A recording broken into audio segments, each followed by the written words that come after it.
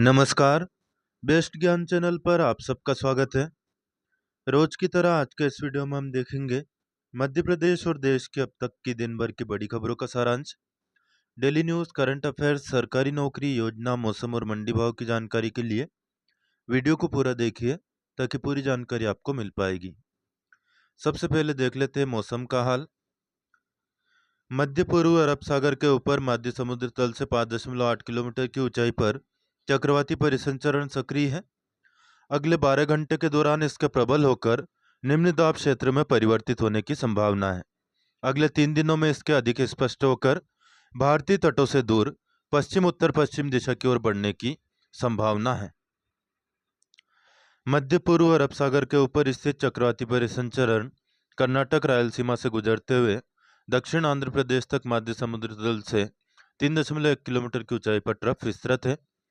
वही पूर्वोत्तर असम और निकटवर्ती क्षेत्रों के ऊपर मध्य समुद्र तल से 1.5 किलोमीटर से 4.5 किलोमीटर की ऊंचाई के मध्य चक्रवाती परिसंचरण के साथ ट्रफ विस्तृत है। पिछले 24 घंटे के दौरान प्रदेश के कुछ स्थानों पर बारिश हुई है। सबसे अधिक तापमान निवाड़ी जिले के पृथ्वीपुर में 37.3 डिग्री सेल्सियस, जबकि सबसे कम तापमान शाजापुर के गिरवर में 18.2 डिग्री सेल्सियस रिकॉर्ड किया गया। अगले 24 घंटे के दौरान बैतूल, हरदा, बुरहानपुर, खंडवा, खरगोन, बड़वानी, अलीराजपुर, छिंदवाड़ा, सिवनी, मंडला, बालाघाट और पांडुना जिलों में कहीं कहीं पर बारिश के साथ वज्रपात और झंझावात का येलो अलर्ट जारी किया गया है। प्रदेश के जिन जिलों में कहीं कहीं पर गरज चमक के साथ बौछारें गिरने का अनुमान है वे जिले हैं नर्मदापुरम, बैतूल, हरदा, बुरहानपुर, खंडवा, खरगोन, बड़वानी, अलीराजपुर, देवास, छिंदवाड़ा, सिवनी, मंडला, बालाघाट और पांडुना जिले। 19 अक्टूबर को मंडला, बालाघाट, सिवनी, छिंदवाड़ा, पांडुना, बैतूल, हरदा, खंडवा, बुरहानपुर, खरगोन, बड़वानी और अलीराजपुर जिले में 25% या इससे कम स्थानों पर बारिश का अनुमान है। अन्य जिलों में मौसम शुष्क रहेगा। प्रदेश के दक्षिणी हिस्से में गरज चमक की स्थिति बन सकती है, जिले आप मैप पर देख सकते हैं। वही 20 अक्टूबर को भी मंडला, बालाघाट, सिवनी, छिंदवाड़ा, पांडुना, नर्मदापुरम, बैतूल, सीहोर, हरदा, खंडवा, बुरहानपुर, देवास, इंदौर, खरगोन, धार, बड़वानी और अलीराजपुर जिलों में कहीं कहीं पर हल्की बारिश हो सकती है। अन्य जिलों में मौसम शुष्क रहेगा। इन जिलों में गरज चमक की स्थिति भी बन सकती है। 21 अक्टूबर को बालाघाट, सिवनी, छिंदवाड़ा, पांडुना, बैतूल, बुरहानपुर, खरगोन और बड़वानी में छुटपुट बारिश की संभावना है। अन्य जिलों में मौसम शुष्क रहेगा। 22 अक्टूबर को प्रदेश भर में मौसम शुष्क हो जाएगा। मध्य प्रदेश के पूर्व मुख्यमंत्री शिवराज सिंह चौहान झारखंड में चुनावी तैयारियों में लगातार लगे हुए हैं। यहाँ पर सीट शेयरिंग की घोषणा हो चुकी है, तो आपको बता देते हैं कौन सी पार्टी को कितनी सीटें लड़ने के लिए दी गई है। झारखंड विधानसभा चुनाव के लिए एनडीए के सहयोगी दलों के बीच सीट शेयरिंग फार्मूले की घोषणा हो चुकी है। भाजपा 68 सीटों पर चुनाव लड़ेगी, जबकि 10 सीटें आजसू पार्टी को दी गई है। 2 सीटें जनता दल यूनाइटेड और 1 सीट चिराग पासवान के नेतृत्व वाली एलजेपी को यहां पर दी हुई है। हाल ही में मुख्यमंत्री डॉक्टर मोहन यादव के नेतृत्व में मध्य प्रदेश माइनिंग कॉन्क्लेव 2024 का भोपाल में आयोजन किया गया। प्रतियोगी परीक्षाओं की दृष्टि से कुछ फैक्ट महत्वपूर्ण है, याद रखिएगा।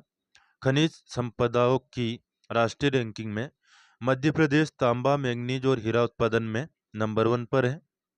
रॉक फास्फेट में मध्य प्रदेश का दूसरा स्थान है। चूना पत्थर के मामले में देश में तीसरे नंबर पर मध्य प्रदेश का स्थान है और कोयला उत्पादन में चौथे स्थान पर है मध्य प्रदेश का नंबर। हाल ही में केंद्र सरकार ने किसानों की आय बढ़ाने के लिए रबी फसलों की समर्थन मूल्य में बढ़ोतरी की घोषणा की है। इस बार गेहूं के समर्थन मूल्य में 150 रुपए की बढ़ोतरी के साथ 2025-26 में समर्थन मूल्य रहेगा 2425 रुपए। जौ का समर्थन मूल्य 1980, चना का 5650, मसूर का 6700, रेपसीड और सरसों का 5950 और कुसुम का 5940 रुपए समर्थन मूल्य तय किया गया है। हालांकि समर्थन मूल्य की सबसे ज्यादा दरकार है सोयाबीन की फसल को। महाराष्ट्र में 20 नवंबर को मतदान होगा, जबकि झारखंड में मतदान 2 चरणों में होगा।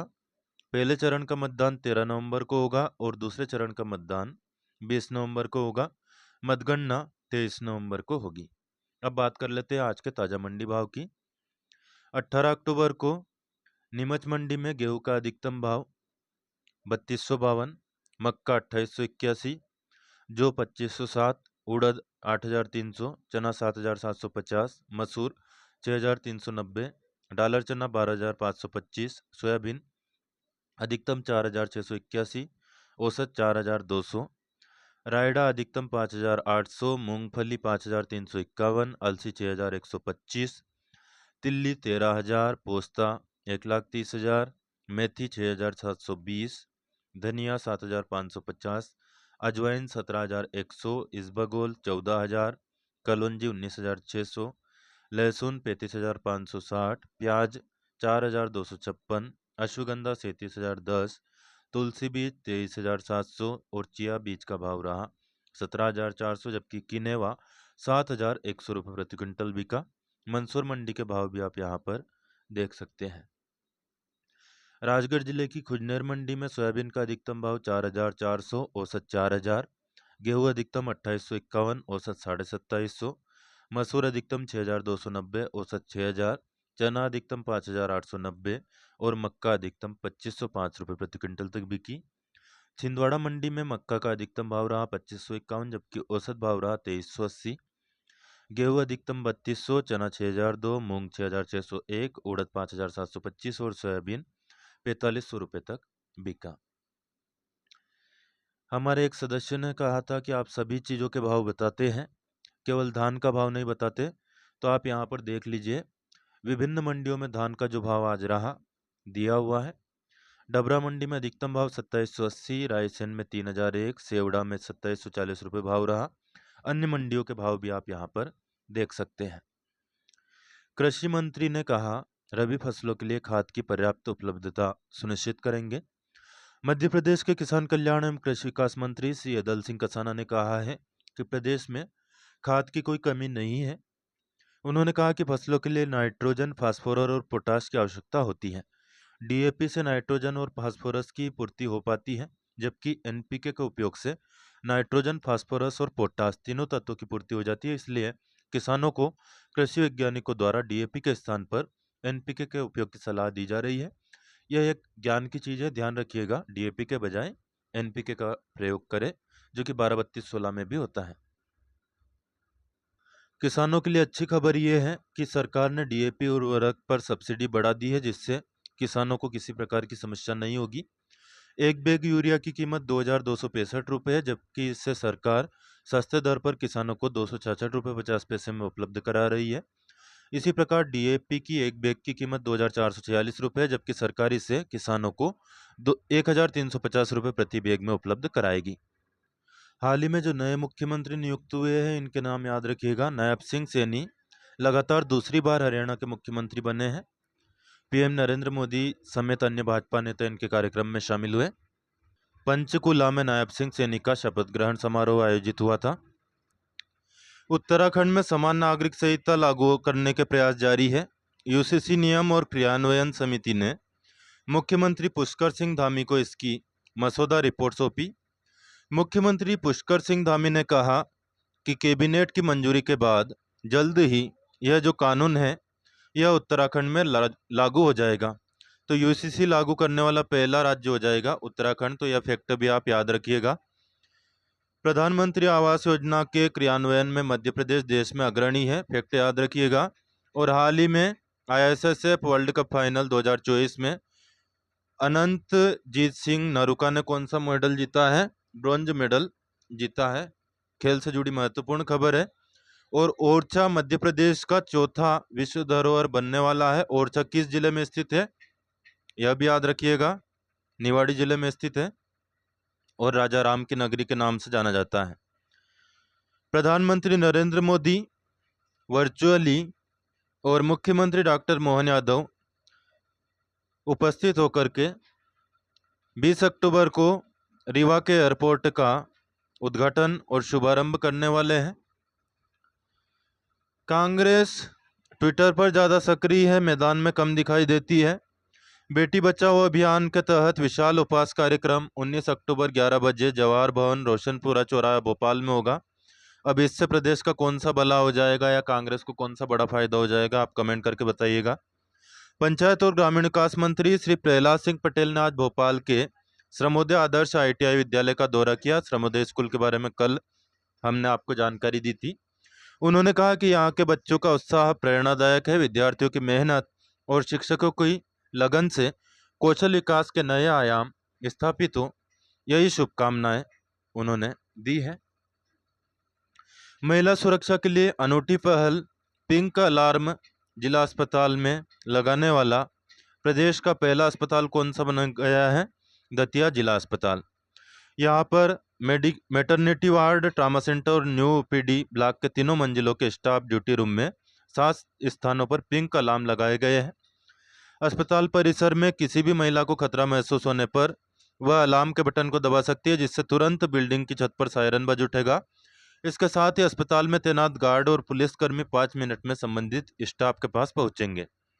इस अलार्म सिस्टम की रेंज 2 किलोमीटर तक है, जिससे पूरे परिसर में तत्काल सुरक्षा सहायता सुनिश्चित की जा सकेगी।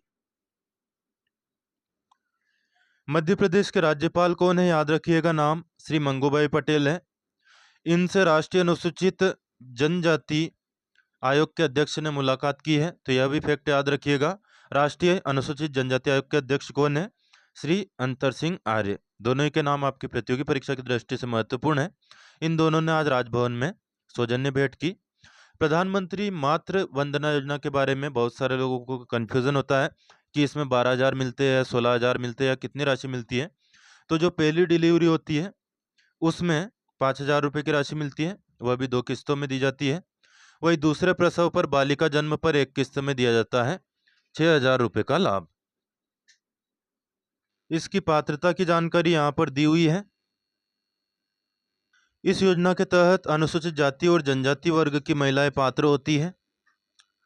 40% पूर्णतः दिव्यांग महिलाएं। राष्ट्रीय खाद्य सुरक्षा अधिनियम 2013 के तहत गरीबी रेखा वाले राशन कार्डधारी महिलाएं, आयुष्मान भारत की हितग्राही महिलाएं, श्रम कार्डधारी महिलाएं, किसान सम्मान निधि योजना अंतर्गत लाभान्वित महिला हितग्राही, मनरेगा जॉब कार्डधारी महिलाएं, 8 लाख प्रति वर्ष से कम पारिवारिक आय वाली महिलाएं, गर्भवती और पात्र आंगनवाड़ी कार्यकर्ता, सहायिका और आशा कार्यकर्ता। तो नियमों में कुछ बदलाव किए गए हैं। अब आयुष्मान कार्डधारी, श्रम कार्डधारी, किसान सम्मान निधि वाली और मनरेगा जॉब कार्डधारी महिलाएं भी इस योजना के तहत पात्र हैं। राशि भुगतान की प्रक्रिया क्या है? पात्र जो हितग्राही है उस महिला को मजदूरी हानि की आंशिक क्षतिपूर्ति के रूप में मातृत्व लाभ की राशि उनके आधार से जुड़े बैंक खाते या फिर आधार से जुड़े डाकघर खाते में सीधे जमा की जाती है। अधिक जानकारी के लिए वेबसाइट है pmui.wcd.gov.in। इस पर जाकर के विस्तृत जानकारी प्राप्त कर सकते हैं। उम्मीद है वीडियो में दी गई जानकारी आपको उपयोगी लगेगी। जानकारी उपयोगी लगे तो प्लीज़ लाइक जरूर कर दो और अन्य दोस्त जो भी आपसे फेसबुक, व्हाट्सएप या टेलीग्राम ग्रुप पर जुड़े हो उनको शेयर करें। कोई प्रश्न या सुझाव हो कमेंट करके पूछिए, आप बता सकते हैं। तो लाइक, शेयर और सब्सक्राइब करना बिल्कुल न भूलें। धन्यवाद।